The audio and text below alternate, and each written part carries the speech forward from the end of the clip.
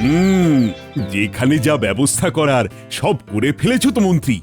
মানে পুজোর ব্যবস্থাপনায় কোনো ত্রুটি নেই তো? কি যে বলেন মহারাজ, আমার কাজে আবার ত্রুটি? মোটামুটি সব গুছিয়েই ফেলেছি। সেটাই তো স্বাভাবিক, ওটাই তো আপনি ভালো পারেন মন্ত্রী মশাই। গোপাল আবার কাজের কথা ছেড়ে বাজে কথা বলতে শুরু করেছে। আমি কিন্তু পুজোর আয়োজনের ব্যাপারে জানতে চাইছি, তুমি আমাকে সেই ব্যাপারে নিশ্চিত করো। আগে মহারাজ, যত গুড় ঢালবেন তত মিষ্টি হবে। তবে এটা স্বীকার করতেই হবে যে মন্ত্রী মশাইয়ের তত্ত্বাবধানে কৃষ্ণনগরের দুর্গাপুজো এক অন্য মাত্রা পেয়েছে। এখানে যেভাবে রীতি রেওয়াজ মেনে নিষ্ঠার সঙ্গে পুজো হয় সেটা অন্য কোথাও হয় না। হয়তো বটেই, তবে সবটাই গতে বাঁধা, প্রজারা মন খুলে আনন্দ করতে পারে না, এই যা। তাই নাকি? এমনটা তো ভেবে দেখিনি। আমারও তাই মনে হয় মহারাজ। এবারে ওই পুজোয় প্রজাদের কথা ভেবে না হয় ওই নতুনত্ব কিছু হোক। হ্যাঁ, তাহলে সবাই মিলেই ভেবে দেখো প্রজারা কি চায়, মানে কি পেলে তাদের ভালো লাগবে। প্রজারা আনন্দ পেলেই তো আমার আনন্দ। আর এই আনন্দের জন্যই তো উৎসব, তাই না মহারাজ? গোপাল তো আচ্ছা ঘট পাকালো। এবার কাজকর্ম ছেড়ে তাহলে ভাবতে বসি।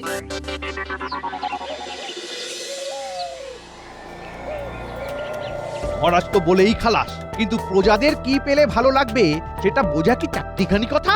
আরে হঠাৎ করে কি কিছু ভাবা যায় নাকি? কিন্তু আমাদের কথা তো ভাববেন মন্ত্রী মশাই। পুজো চলে এলো, কিন্তু পুজোর বকশিস তো এলো না। বেশ তো আছি, এর পরে আবার বকশিস নিয়ে কি হবে? বাহারে ভালো ভালো জামা পরবো, ভালো ভালো খাবার খাবো, সেই সব হবে কি করে? সবাই তো ওই পুজোর সময় সাজগোজ করে আনন্দে থাকে। আরে আরে আরে আরে আরে, এই কথাটা তো দারুণ বলেছিস। খেতে পড়তে পারলে প্রজারা আর কিচ্ছু চায় না। কথাটা তোমার মনে ধরেছে মনে হচ্ছে। ধরেছে বই কি, আর এবার এই কথা অনুযায়ী কাজ হবে। তাহলে তো আমাদের বেশ মোটা এরকম বকশিস জুটবে মনে হচ্ছে। সে তো বটেই, আমাদের কথা তো মন্ত্রী মশাইকে ভাবতেই হবে। সে তো ভাববই, তবে তার আগে মনে মনে ঠিক করে নি মহারাজকে কি বলতে হবে।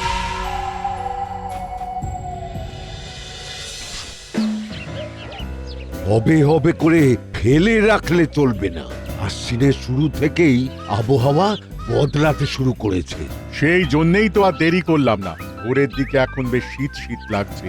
আবহাওয়ার সঙ্গে মানিয়ে নেওয়ার জন্য যদি কিছু জড়িবুটি লাগে তার ব্যবস্থা করে দাও তো দেখি। না না না, চিন্তার কোনো কারণ নেই। তুলসী, বাসক, সর্পগন্ধা টাটকা যেমন যা পাবো জোগাড় করে দিচ্ছি।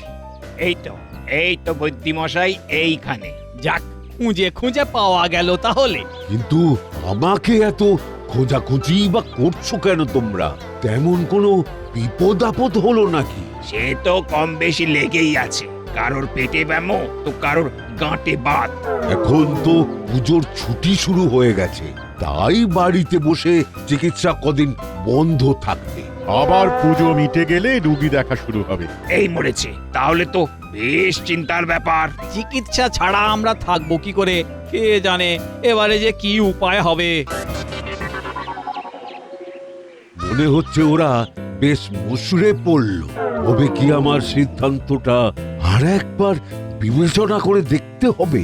সে তুমি দেখো আর নাই দেখো, একটা জিনিস কিন্তু আমি স্পষ্ট দেখতে পাচ্ছি, চিকিৎসা পেলে প্রজারা আর কিচ্ছু চায় না। এতেই তারা সুস্থ থাকবে, আর তাহলেই ওদের আনন্দ। ঠিক কথা, এই ব্যাপারটা মাথায় রাখতে হবে, আর এই তালে মহারাজের কানে তুলে দিতে হবে। তাহলে মুখ রক্ষাও হবে।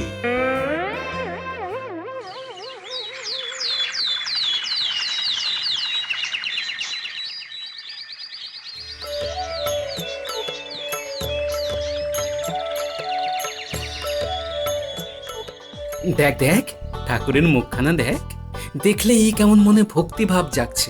আমি তো ঠাকুরের হাতের অস্ত্রগুলো দেখছি, কত রকমের অস্ত্র। হ্যাঁ রে, ত্রিশূল, সুদর্শন চক্র, তীর ধনুক, তার সঙ্গে অসি, বজ্র, বর্ষা, কুঠার, গদা ও অস্ত্রের ছড়াছড়ি। কিন্তু শুধু শুধু এত অস্ত্রের কি দরকার গোপাল দাদু? শুধু শুধু কেন হবে? ওই মহিষাসুরকে ধ্বংস করার জন্য সব দেবতারা মিলে মা দুর্গাকে অস্ত্র দান করেছিলেন, আর তার ফলেই দেবী সকলের চাইতে শক্তিশালী হয়ে ওঠেন। তাই দেবীর 10 হাত, আর 10 হাতে 10টি অস্ত্র। এরকম আরো কত রকম অস্ত্র হয় কে জানে।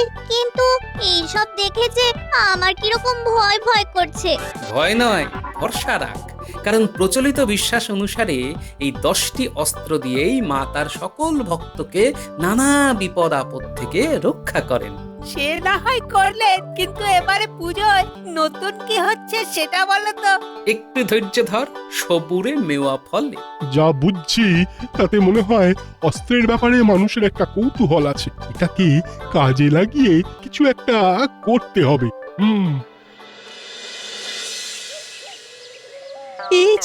পেয়ে গেছি, এতক্ষণে পেয়েছি।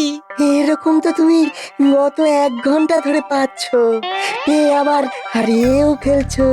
না না না, গানের কথা আর সুর আমার ঠোঁটের ডগায় করছে ঘুরঘুর। তাহলে শুরু করো। উৎসবে ভাসবো মোরা, করবো মোরা মজা, মিঠাই খাবো হরেক রকম, গুড় কাঠি আর গজা। এটা একদম গজা, শুধু গজা নয়, বলা ভালো খাজা। হ্যাঁ, উমা কি যে বলো ভাই, লোকেই গান শুনলে বলবে আমার জবাব নাই।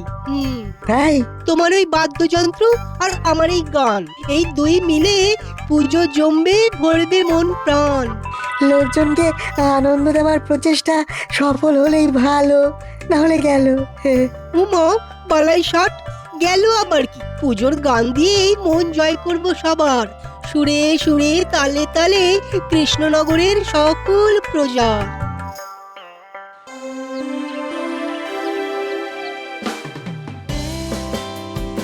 এই তো সবাই হাজির হয়ে গেছে যখন, তখন আলোচনাটা সেরে নেওয়া যাক। তাহলে আপনি শুরু করুন মহারাজ।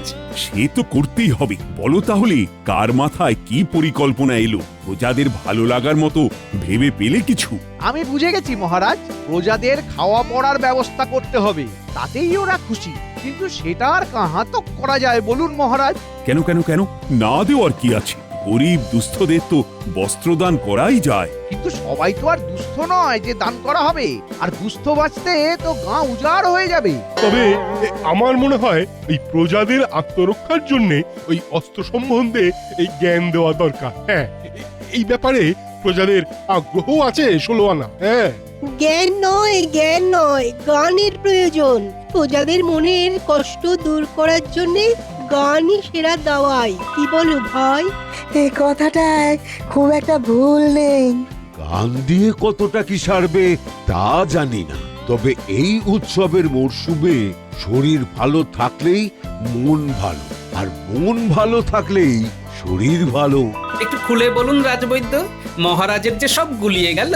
যারা চায় চিকিৎসা, তাতেই তাদের স্বস্তি। মহা মুশকিল হলো তো। তবে কি করব কিছুই তো বুঝে উঠতে পারছি না। ওদিকে আপনি সিদ্ধান্ত নিতে পারছেন না, আর তাই দেখে এদিকে যেন গোপালের মজা লাগছে। ও সব ছাড়ো। তবে গোপাল, সবাই তো সব রকম দিক থেকে প্রজাদের ভালো লাগার কথা বলল, কিন্তু কই তুমি তো তেমন কিছু বললে না। সবাই বললে শুনবে কে মহারাজ? না না না, ও সব বলে তুমি এড়িয়ে যেতে পারবে না। কি করলে সব দিক রক্ষা পায় সেটা কিন্তু তোমাকেই বলতে হবে। আগে মহারাজ, মেলা করলে? মেলা করলে? এটা আবার গোপালের কি নতুন খেলা? বুঝিয়ে দিচ্ছি মহারাজ। পুজো উপলক্ষে পুজো প্রাঙ্গণে একটা ছোটখাটো মেলা বসুক, সেখানে মন্ত্রী থেকে শুরু করে কবি, বৈদ্য থেকে সেনাপতি সবাই নিজের নিজের দোকান দেবে। দোকান? কিন্তু কিসের, কিভাবে, কিরকম? বলছি মন্ত্রী মশাই জামা কাপড়ের দোকান করবেন, সেনাপতি আত্মরক্ষার জন্য নিত্য প্রয়োজনীয় রকমারি অস্ত্রের দোকান দেবে, কবির দোকানে এসে লোকজন গাইবে শুনবে, বৈদ্য দেবে দাতব্য চিকিৎসার দোকান, বিজ্ঞানীর দোকানে থাকবে দৈনন্দিন জীবনে বিজ্ঞান। হুম, খুব খুশি হলাম গোপাল, দারুণ পরিকল্পনা। সে না হয় হলো, সবাই কিছু না কিছু দোকান না হয় দিল, কিন্তু গোপাল কি করবে? ওকে শুধু দেখবে আর গায়ে হাওয়া লাগিয়ে ঘুরে বেড়াবে? হ্যাঁ হ্যাঁ গোপাল, তোমার কি পরিকল্পনা সেটা একটু গুছিয়ে বলো। আমার দোকানের নাম হবে মুশকিল আসান। লোকজনের সমস্যা শুনবো আর সমাধান করে দেব। বাহ বাহ বাহ, বেশ ভালো। তাহলে সবাই মিলে তাড়াতাড়ি করে এই বেলা দোকান ঘর সাজিয়ে ফেলো। গোপাল তো বলেই খালাস, কিন্তু অত জামা কাপড় শাড়ি এসব আসবে কোথা থেকে মহারাজ? তার জন্য তো আপনাকে আমার দোকান মুশকিল আসানে আসতে হবে মন্ত্রী মশাই। কিন্তু সেটা আর এখনই কি করে সম্ভব? তার থেকে তুমি বরং এখানেই কিছু একটা উপায় বলো দেখি। সেটাই ভালো।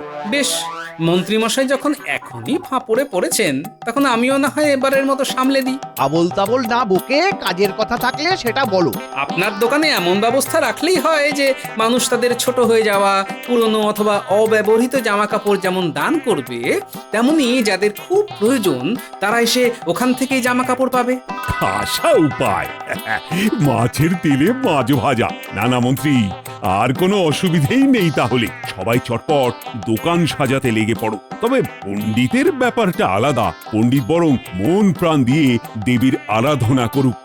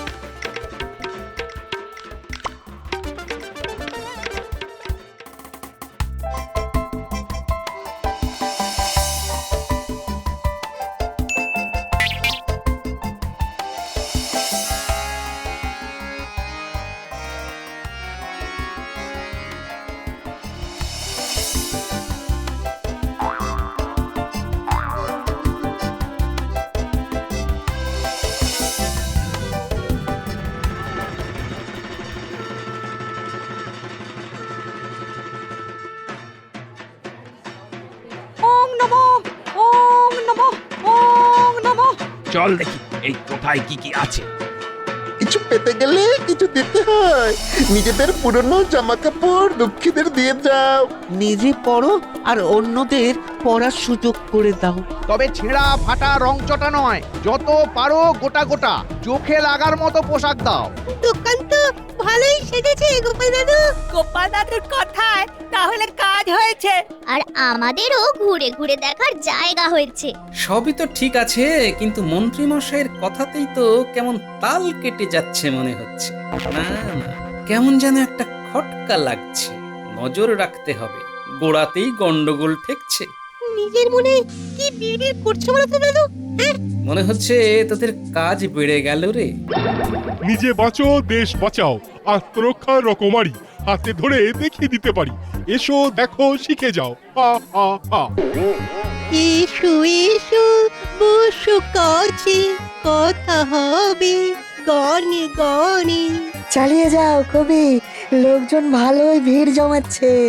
আজ এই উৎসবের দিনে থাকবে না কেউ ঘরের কোণে। তা না না না না না না না না। কবির গলায় কাজ আছে, বললে হবে না। হ্যাঁ হ্যাঁ। না না না না না না, কোনো রোগ ফেলে রাখা চলবে না। তাই আমার এই দাতব্য চিকিৎসা কেন্দ্রে এসো আর সুস্থ হওয়ার টোটকা নিয়ে যাও।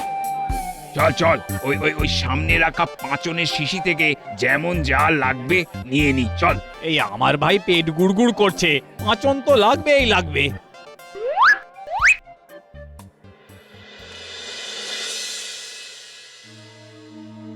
কি অত নাড়াচাড়া করে দেখছেন মন্ত্রী মশাই? মনে হচ্ছে মন্ত্রী মশাইয়ের দু চারখানা মনে ধরেছে। খুব একটা ভুল কিছু বলিসনি।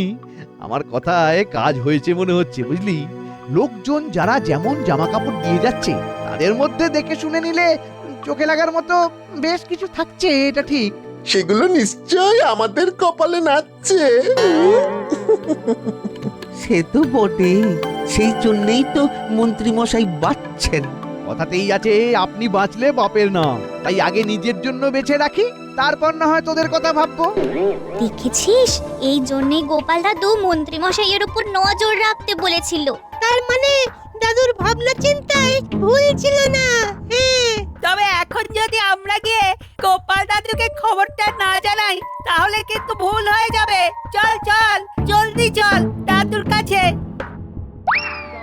তাহলে যেটা বলছিলাম, সমস্যাকে মাথায় উঠতে দিলে চলবে না, আর চোখ কান সব সময় খোলা রাখতে হবে। এই একদম ঠিক কথা বলেছো গোপাল দাদা, চোখ কান খোলা না রাখলেই ঠকে যেতে হবে। বেশ, তাহলে তোমার বুদ্ধি মতোই কাজ করে দেখি।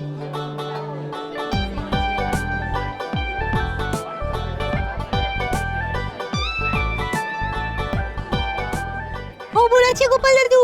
সামনে একরকম আর পিছনে আরেক রকম কাজ চলছে গো। মনে হচ্ছে তোরা বেশ কেটে গেছিস। এই কি হয়েছে বলতো? কি আবার হবে, মন্ত্রী মশাইয়ের কাছে ভালো ভালো জামা কাপড় যা জমা পড়ছে সব গায়েব হয়ে যাচ্ছে। দুস্থ লোকেরা যখন নিতে যাবে তখন শুধু ওই ছেঁড়া আর রংচটা জামাগুলো পরে থাকবে। হ্যাঁ, এটাই তো আমি সন্দেহ করছিলাম রে। ভালো জামা কাপড়গুলো মন্ত্রী মশাই নিজের জন্যই সরিয়ে রাখছে মনে হলো।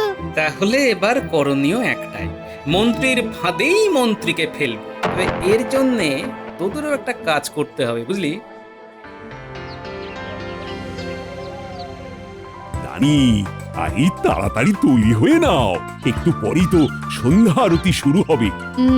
কোন শাড়িটা পরবো আর কোনটা নয় সেটাই তো বেছে উঠতে পারছি না।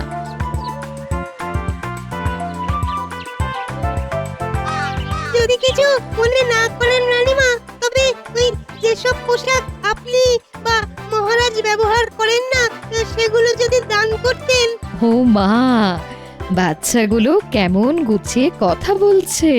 না না না, ওদের এই আবদার ফেলে দেওয়া যায় না। খুব একটা জমকালো না হলেও হবে, ওই সাধারণ ঘরে পড়ার মতো। হ্যাঁ হ্যাঁ, সেই রকম বেশ কিছু পোশাক আছে বই কি। দেখি দেখি বেছে বেছে তেমন কিছু খুঁজে পাই কিনা। পোশাক সংগ্রহ করার কাজটা তো হয়ে গেল, এদিকে এর পরে তাহলে আর কি, গোপাল দাদু যেমন বলেছিল তেমন করে বাকি কাজটা করতে হবে।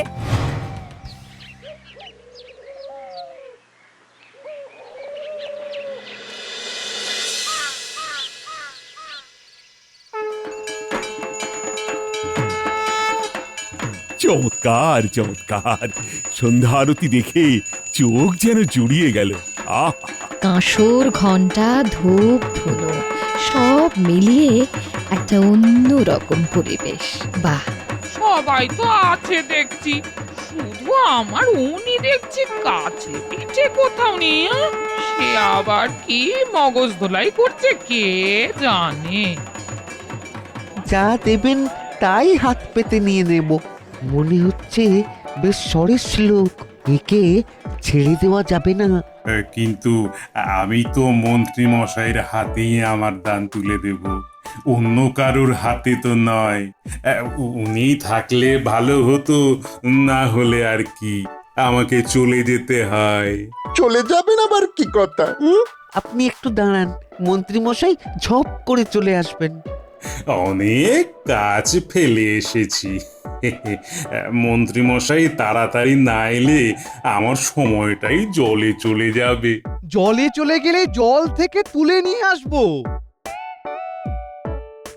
তবে আপনি যা যা এনেছেন সব বুঝে নেব। তেমন কিছু আর কোথায় আনলাম মন্ত্রী মশাই?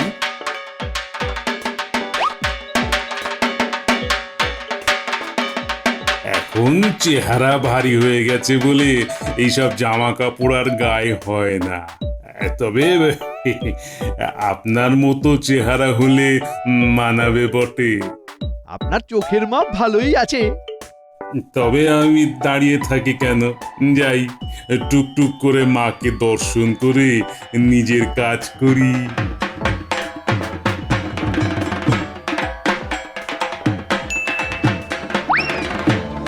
মনে হচ্ছে সবার সেরা পোশাক এতক্ষণে পেয়েছেন মন্ত্রী মশাই। এই পোশাকও তাহলে ছড়িয়ে ফেলবেন নির্ঘাত। উড়ি বাবারি উড়ি বাবারি কি চুপ করছে রে উড়ে গেলাম রে উড়ি বাবা উড়ি বাবারি বারটা কি হচ্ছে? তেমন কিছুই না মহারাজ, ওই লোভে পাপ আর পাপে চুলকানি। তার মানে মন্ত্রীমশাই ভালো ভালো জামা কাপড় নিজের ব্যবহারের জন্য সরিয়ে রাখছিলেন আর দুস্থদের ছেঁড়া ফাটা দেওয়ার মতলব করছিলেন। তাই ওকে ভালো জামা কাপড়ের টোপ দিয়ে তার ভেতরে বিছুটি পাতার গুঁড়ো মিশিয়ে দিয়েছিলাম, আর তাতেই কাজ হয়ে গেছে। ঠিক যা ভেবেছি, উনি এখানে না এসে অন্য কারসাজি করছিলেন তাহলে। সে যাই হোক, মন্ত্রী তাহলে উচিত শিক্ষা পেয়েছে। আর এদিকে পুজোর মেলা জমজমা, তাই দুর্গা পুজো জমে গেছে। মন্ত্রীমশাইয়ের নাচটা মন্দ হচ্ছে না। উড়ি বাবা